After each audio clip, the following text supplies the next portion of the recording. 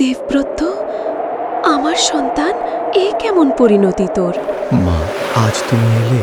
আমি তোকে জলে জন্ম দিয়েছিলাম, অমরত্বের আশীর্বাদ নিয়ে, কিন্তু আজ তোর শরীর রক্তে ভেজা। মায়ের হৃদয় কি এই দৃশ্য সহ্য করতে পারে? মা, আমি প্রতিজ্ঞার সন্তান। পিতার সুখের জন্য যে শপথ নিয়েছিলাম, সেই পথেই তো চলেছি। তুই কি কখনো নিজের জন্য কিছু চেয়েছিলি সন্তান? রাজ্য, প্রেম, একটুখানি সুখ? আমার সুখ ছিল পিতার হাসিতে, আমার আনন্দ ছিল কর্তব্যে। যে জীবন ধর্মে উৎসর্গিত, তার আর চাওয়া কি? তুই শুধু আমার সন্তান নয় দেবব্রত, তুই যুগের আদর্শ। তোর ত্যাগ চিরকাল স্মরণীয় থাকবে।